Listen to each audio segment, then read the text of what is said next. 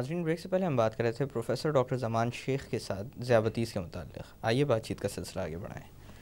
Doctor صاحب، جیسے کہ آپ بتا رہے تھے کہ اصل جو ایم ہوتا ہے ساری کی ساری ٹریٹمنٹ کا، وہ یہ ہوتا ہے کہ شوگر کے لیولز کنٹرول میں رکھے جائیں یا نارمل رکھے جائیں. بالکل.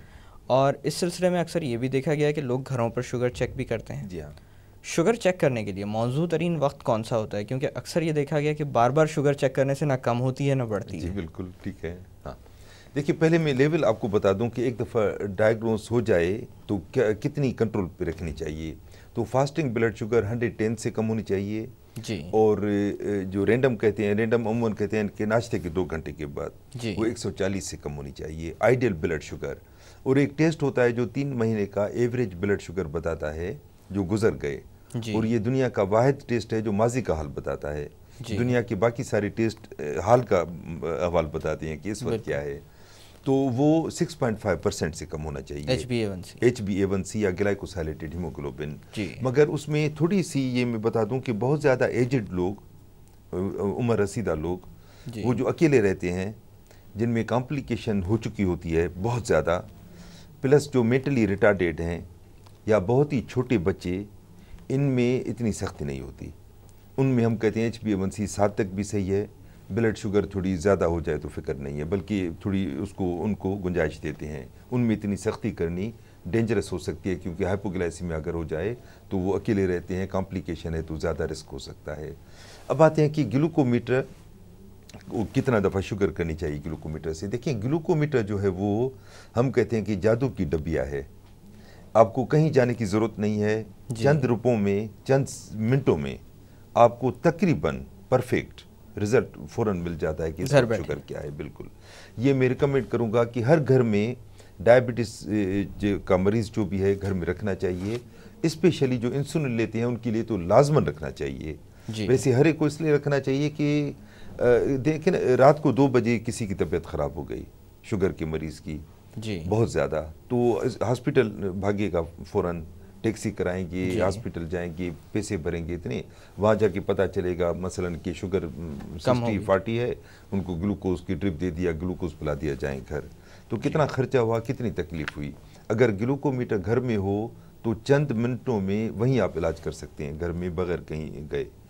یہاں ایک بات میں اور کہوں کہ جب بھی بلڈ شوگر چیک کریں گھر پہ، پلیز آپ اس کو ایک جو نوٹ بک لے کے اس پہ لکھیں لازماً. اور جب بھی اپنے ڈاکٹر کے پاس جائیں تو پورا ریکارڈ لے کے جائیں، کیونکہ ڈاکٹر عموماً کلینک پہ شوگر چیک کرتے ہیں تو اس سنگل ریڈنگ پہ وہ دوائیں چینج نہیں کر سکتے. کیونکہ سنگل ریڈنگ پہ دوائیں چینج کرنا بڑا ڈینجرس ہو سکتا ہے، کیونکہ کوئی علم نہیں ہوتا کہ پہلے کتنی رہتی ہے 24 آورز میں. اور یہ بھی ہو سکتا ہے کہ بدپریزی کی گئی ہو، بدپریزی کر کے آئے ہوں، کوئی بھاگ دوڑ کر کے رش میں آیا ہو ایکسرسائز کر کے، مطلب تو شوگر کم ہو رہی ہوگی. کھانا کس نوعیت کا کھایا، کب کھایا، ڈوز لگایا، مس کیا، تو بہت ساری وجہ ہوتی ہے جس کی وجہ سے سنگل ریڈنگ پہ دوائیں چینج نہیں کرتے اور نہیں کرنی چاہیے. تو ہر مریض کو چاہیے کہ جب بھی شوگر چیک کریں آپ لازماً لکھیں نوٹ بک پہ، اور لازماً اپنے ڈاکٹر کے پاس لے کے جائیں اور اپنی میڈیسن بتائیں تاکہ اس کو فوراً چینج کرے اس کے حساب سے. اب ہے کہ کتنی دفعہ چینج کرنا چاہیے، چیک کرنا چاہیے بلڈ شوگر. تو آئیڈیلی تو 7 دفعہ کرنا چاہیے، 7 ٹائمز آئیڈیل 7 ٹائم یہ ہوتا ہے کہ بیفور 3 ٹائم میل، ناشتے سے پہلے، لنچ سے پہلے، ڈنر سے پہلے، اینڈ 2 hours آفٹر ایوری میل. تو 6 دفعہ یہ ہو گیا. 7ویں دفعہ جب سونے کا ٹائم ہو سونے سے پہلے کریں. مگر کوئی کرتا نہیں ہے، کوئی کر بھی نہیں سکتا، اور میں کہوں گا کرنا بھی نہیں چاہیے. ریزن یہ ہے کہ ہم جو بھی آج کل میڈیسن دے رہے ہیں، چاہے وہ اورل ٹیبلیٹ ہوں، چاہے وہ انسولین ہو، یہ پرفیکٹ ٹریٹمنٹ نہیں ہے ہمارے پاس. ہم قدرتی انسولین جو کھانے کے بعد قدرتی طور پہ اتنی بڑھتی ہے جتنی ریکوائرمنٹ ہوتی ہے، بالکل میچ ٹو میچ، جتنی شوگر اتنی انسولین، یعنی یورین میں شوگر آتی نہیں ہے کیونکہ اتنی قدرت بڑھنے نہیں دیتی بلڈ شوگر کی یورین میں آنا شروع ہو. جس مریض کو یورین میں شوگر آئے اس کا انکنٹرول ڈائبٹیس ہے، یا ایک ریئر کنڈیشن ہے رینل گلائکوسوریا، وہ ہے. 2 ہی صورتیں ہوتی ہیں. تو کہنے کا مقصد یہ ہے کہ اتنی دفعہ آپ نہ کریں، کیونکہ ہم قدرت کی اس کو جو انسولین اس کے حساب سے ہم لوگ علاج نہیں دے سکتے. تو کبھی نہ کبھی تھوڑی کم آئے گی، کبھی نہ کبھی زیادہ آئے گی. پورا دن مریض ٹینشن میں رہے گا، میٹیکولسلی کنٹرول کبھی بھی نہیں کر سکتا آج کل جو ریجیمن ہے. ہمیں چاہیے کہ رینج کے میگزیمم ٹائم اندر رکھیں جی ہاں زیادہ فلکچویشن نہ ہو.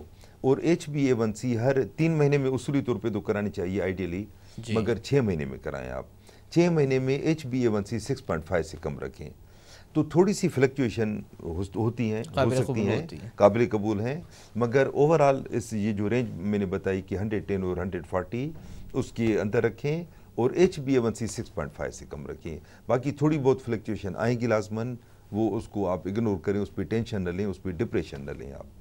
اچھا ڈاکٹر صاحب, ایک ایمرجنسی کا آپ نے تذکرہ کیا تھا جیسے کہ شوگر لو ہو جانا. جی ہاں. عموماً شوگر کے علاج کے ساتھ ساتھ ذیابیطیس کے مریضوں میں کس طرح کی ایمرجنسیز پیش آ سکتی ہیں؟ جی ہاں. اور وقتی طور پر کیا کیا جا سکتا ہے؟ دیکھیں ایمرجنسی کو ہم کہتے ہیں ایکیوٹ کمپلیکیشن, ایکیوٹ. دوسری ہیں کرونک کمپلیکیشن جو لانگ ٹرم ہوتی ہیں. اب ایکیوٹ میں ایکچولی 2 طرح کی ہوتی ہیں. ایک ہوتی ہے ہائپر گلائسیمیا, یعنی بہت زیادہ گلوکوز بڑھ جانا, ہائپر ہونا. ہم کسی انسان کو کہتے ہیں آپ ہائپر ہو رہے ہو, مینس اوور ہو رہے ہو, تو ہائپر کا مطلب ہے زیادہ ہونا. دوسرا ہے ہائپو گلائسیمیا, مینس کم ہو جانا نارمل سے بہت زیادہ. اب یہ 2 ایمرجنسیز ہیں. تو جو ہائپو گلائسیمیا ہے وہ بہت ہی شدید ایکیوٹ ایمرجنسی ہوتی ہے, اور اتنی شدید ہوتی ہے کہ چند منٹ کے اندر ٹپیکل کلینکل فیچر سمٹم ہوتے ہیں پیشنٹ کو. مریض وہ بھول ہی نہیں سکتا سمٹم, کیونکہ سمپیتھیٹک نروس سسٹم بہت زیادہ اوور فلو کر جاتا ہے, ہاتھ لرزتے ہیں, پسینے چھوٹتے ہیں, گھبراہٹ ہوتی ہے, پیلپیٹیشن ہوتی ہے. اب پیلپیٹیشن ہم کہتے ہیں کہ دل اتنا دھڑکتا ہے تیز کہ اس کی آواز کانوں میں سنائی دیتی ہے. ویسے بھی دھڑکتا ہے, ہمیں پتہ بھی نہیں چلتا, مگر اس وقت ہمیں باقاعدہ محسوس ہوتی ہے کانوں میں, ہم کہتے ہیں پیلپیٹیشن وہ ہوتی ہے. اور دل چاہتا ہے کہ جو بھی سامنے ہو کھائیں ہم, بھوک لگتی ہے بہت زیادہ, گھبراہٹ ہوتی ہے, تو یہ پسینہ چھوٹتا ہے. تو یہ چند علامات اتنی ٹپیکل ہیں کہ وہ چھپ نہیں سکتی. جی. تو جیسے ہی علامات ظاہر ہوں, آپ کو چاہیے کہ گھر میں جو بھی میٹھی چیز ملے, بلکہ جو انسولین لیتے ہیں ان کو تو جیب میں ہمیشہ یا تو چاکلیٹ کا وہ پیس یا میٹھے بسکٹ کی جو ٹکی پیک آتے ہیں, یہ اس طرح کی چیزیں ہمیشہ جیب میں رکھنی چاہیے, اسپیشلی بچوں کو جو اسکول گوئنگ ہیں, تاکہ وہ ایکسرسائز کرتے رہتے ہیں ان اسکیڈیولڈ. اچانک ایکسرسائز بچے بھاگتے دوڑتے ہیں, ایک دوسرے کے پیچھے بھاگتے ہیں, پی ٹی کا کلاس ہو گیا, اسمبلی ہو گئی, تو ان اسکیڈیولڈ جو ایکسرسائز ہے اس میں ہائپوگلائسیمیا ہونے کے خطرے بڑھ جاتے ہیں. تو جیسے وہ علامات محسوس کریں تو وہ فوراً وہ کھا لیں. شوگر چیک کریں, اور شوگر چیک کریں. شوگر بہتر ہے کہ شوگر چیک کریں, ڈاکیومنٹ کریں. مگر کوئی گلوکومیٹر پاس نہیں ہے, دیر ہو رہی ہے, تو پلیز کسی چیز کا انتظار نہ کریں, آپ فوراً کچھ میٹھا کھا لیں جو بھی اویلیبل ہو. تو یہ تو ہو گئی ہائپر گلائسیمیا. دوسری ایکوٹ کمپلیکیشن ہائپر گلائسیمیا کی 3 صورتیں ہیں. اب یہ کچھ میڈیکل ٹرمز آ جاتی ہیں, ڈی کے ہے, ڈائبٹک کیٹوسیڈوسس, ہائپر آسمولر نان کیٹوٹک کوما ہے, اور لیکٹ ایسیڈوسس, یہ تینوں میڈیکل ٹرمز ہیں. کہنے کا مقصد ہے کہ شوگر جب بہت زیادہ بڑھ جاتی ہے, بیہوشی کی وجہ تو بھی بیہوشی کی جو علامتیں اسٹارٹ ہو جاتی ہیں, غشی ہو جاتی ہے, سیویئر ویکنیس ہوتی ہے, یورین بہت زیادہ آتا ہے, پیاس بہت زیادہ لگتی ہے, آخر غشی ہو کے, اور خدا نخواستہ اگر ان ٹائم علاج نہ کیا گیا اسپیشلی ٹائپ 1 میں, تو ڈیتھ بھی ہو سکتی ہے اس میں. تو یہ ایمرجنسی ہے. اس کے علاوہ کچھ ایکیوٹ انفیکشنز بھی ہوتے ہیں. ایکیوٹ یورین کا انفیکشن ہے, یو ٹی آئی, نمونیا زیادہ کامن ہوتی ہے, تو یہ بھی ایکیوٹ کمپلیکیشن میں ہم شمار کرتے ہیں. اچھا ڈاکٹر صاحب, لانگ ٹرم میں جو پیچیدگیاں سامنے آتی ہیں, کچھ تو آپ بتا چکے ہیں, جیسے اعصابی کمزوری وغیرہ ہو گئی, چپل وغیرہ سلپ ہو جانا, ہاتھ پاؤں جلنا, اس کے علاوہ اور کس طرح کی کمپلیکیشنز؟ دیکھیں اس کو اگر سسٹمیٹیکلی ہم ڈیوائڈ کریں, جیسے ہم لیکچر میں ڈیوائڈ کرتے ہیں عموماً, کہ میٹابولک اور ویسکولر مینس شریانے جو ہیں ہمارے, ان کی کمپلیکیشن. تو میٹابولک تو ہے کہ کولیسٹرول بڑھ جاتا ہے, یورک ایسڈ عموماً بڑھ جاتا ہے, یوریا کریٹن اگر کمپلیکیشن وہ بڑھ جاتی ہے, یہ میٹابولک کمپلیکیشنز ہیں. یہ کرونک ہیں, آہستہ آہستہ شروع ہوتی ہیں. اور جو سب سے زیادہ ڈینجرس ہیں, خطرناک, جس کی وجہ سے ہی شوگر کو ہم خطرناک بیماری کہتے ہیں, وہ ہیں ویسکولر کمپلیکیشن, یعنی خون کی شریانوں کا خراب ہو جانا, سکڑ جانا. اب یہ 2 طرح کی شریانیں ہوتی ہیں. ایک بہت ہی باریک شریانیں ہوتی ہیں, اور کچھ موٹی ہوتی ہیں. اب موٹی جو ہوتی ہیں وہ دماغ کو, دل کو, اور ٹانگوں کو, پاؤں کو سپلائی کرتی ہیں. اس کو ہم کہتے ہیں micro vascular complications. Micro means بڑی. جی.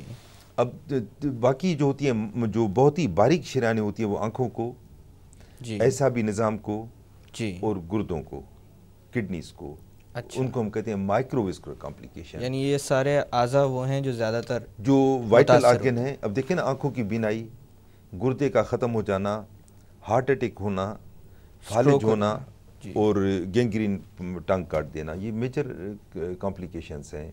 اور یہ میں صحیح بات بتاؤں کہ لازماً ہوگی اگر شوگر کنٹرول نہیں کریں گے تو, مگر کئی سالوں کے بعد ہوگی. اور یہ شوگر کو اس لیے ایجوکیشن کا جو ہم کہتے ہیں نا کہ بہت زیادہ ضروری ہے, وہ اس لیے کہ ہم شروع میں ہی ایجوکیشن دینا چاہتے ہیں کہ مریض کو یہ کمپلیکیشن نہ ہوں. اب مریض کہتے ہیں کہ ڈاکٹر صاحب آپ ڈرا رہے ہیں, ہمیں خوف دلا رہے ہیں نا. یہ خوف دلانا یہ ایجوکیشن کا حصہ ہے, کیونکہ اگر ہم یہ کمپلیکیشن ان کو نہ بتائیں گے تو کیوں وہ لاپرواہی کریں گے, کیوں وہ میڈیسن کھائیں گے اتنی, کیوں انسولین لگائیں گے, کیوں ڈائٹنگ کریں گے, کیوں ایکسرسائز کریں گے. تو یہ کمپلیکیشن جو ہے بڑی سیویئر قسم کی ہیں. اور ان میں 2-3 اور باتیں ہیں کہ اگر لیٹ ہو جائے تو یہ پرماننٹ ہوتی ہیں, لیٹ ہو جائیں تو یہ پرماننٹ ہوتی ہیں. دوسری بات بڑی خاموشی سے ہوتی ہیں.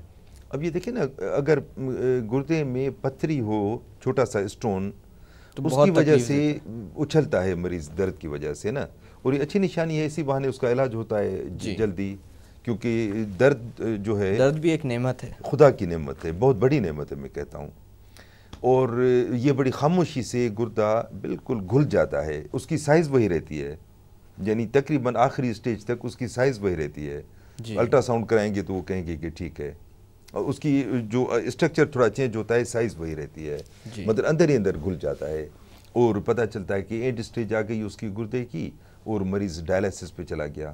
ایک دفعہ ڈائلسس پہ چلا گیا تو ریورس نہیں ہو سکتا, آؤٹ آف کوسچن. پھر یا ٹرانسپلانٹ کرائیں یا ڈائلسس.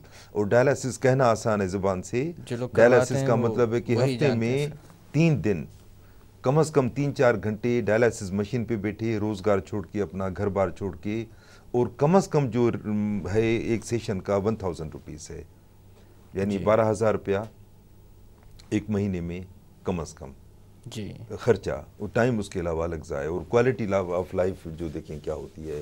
تو ان کو پریونٹ کرنا ہے, وہ تو اینڈ اسٹیج آ گئی. اس طرح آنکھوں کی بینائی, آنکھوں کی بینائی بڑی خاموشی سے ختم ہوتی ہے. اب دیکھیں نا, آنکھ کے تو بہت سارے اسٹرکچر اس میں افیکٹڈ ہوتے ہیں, مگر مین 2 ہوتے ہیں. ایک آنکھوں کا لینس جس کو ہم کہتے ہیں کیٹریکٹ, موتیا, وہ بھی کمپلیکیشن ہے, مگر اس کی ٹریٹمنٹ بڑی آسان ہے اور پرماننٹ کیور ہے. وہ لینس ڈال دیتے ہیں, چند منٹ کا آپریشن ہے آج کل. مگر اس سے بھی زیادہ جو خراب کمپلیکیشن ہے وہ آنکھوں کا پردہ, جو پیچھے کی طرف ہوتا ہے, جو پیچھے کی طرح ہوتا ہے, بالکل جس طرح کیمرہ میں پیچھے وہ ایک وہ لگا, پرانی کیمرہ میں جو لگا ہوتا تھا, اس طرح کا بالکل پردہ ہے. اب وہ اس میں درد محسوس کرنے کی جو نسیں ہیں وہ نہیں ہوتی ریٹنا میں, تو درد ہوتا نہیں ہے. اور وہ اب پوری آنکھوں کا پردہ, یعنی اس میں بلیڈنگ ہو جائے, وہ ٹوٹ پھوٹ جائے اندر, درد ہوتا نہیں ہے.